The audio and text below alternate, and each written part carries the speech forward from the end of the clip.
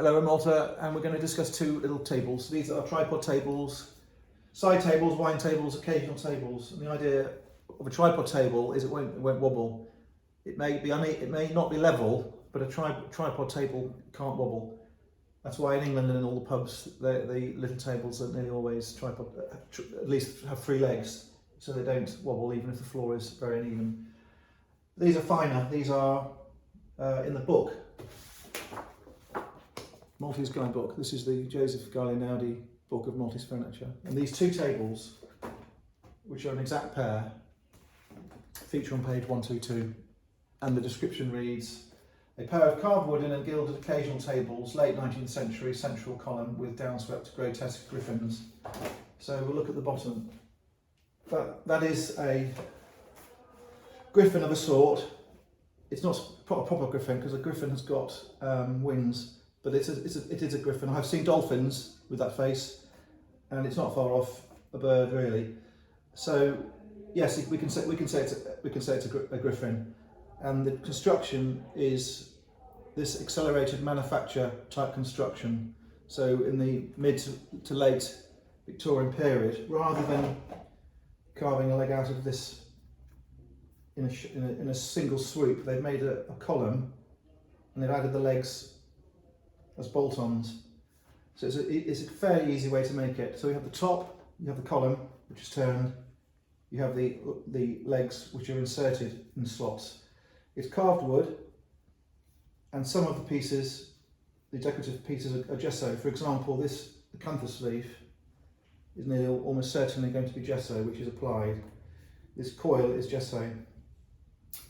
The little lumps on the belly are gesso, and of course the underside of the gold and the glue paint, the bola, will be gesso as well. So it's wood and gesso, some decorative gesso, the glue paint, the bola, and then the gold leaf. It's real water gilding on here, which is rubbed in some places and been topped up with gold paint. So the table is in the Maltese book, and the book says it's Maltese. I'm not so sure it is Maltese. It could be Maltese. The etched glass is made like they make the pub windows in England. It's fairly simple to make. The design though is not really Maltese.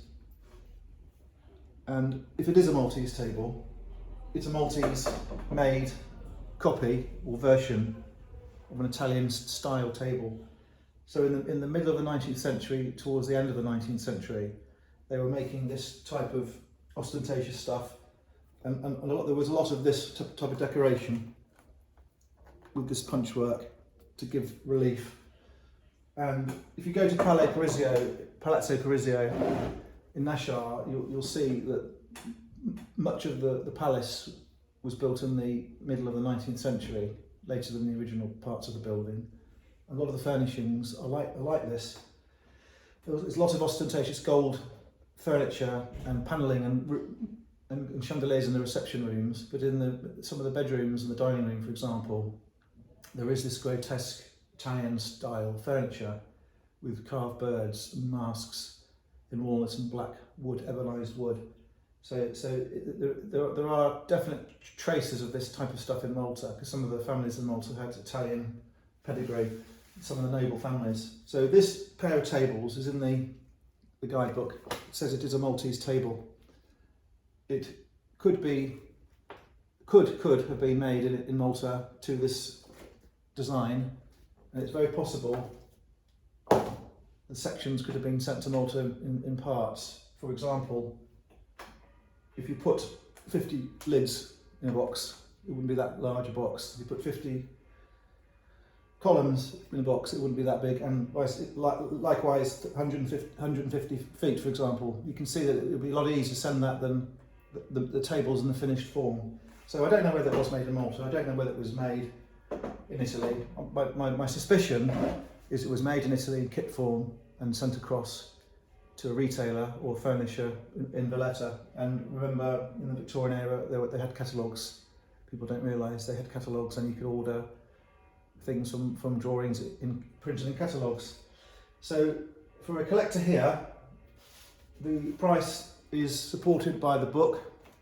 The likely value because of the book, is going to go up. They are a small pair of useful tables, and if you're having a party you can get out the olives and the Ferrero Rocher and the champagne glasses, and they are usable, pleasant tables. So hopefully that's filled you in with all the information. Thank you.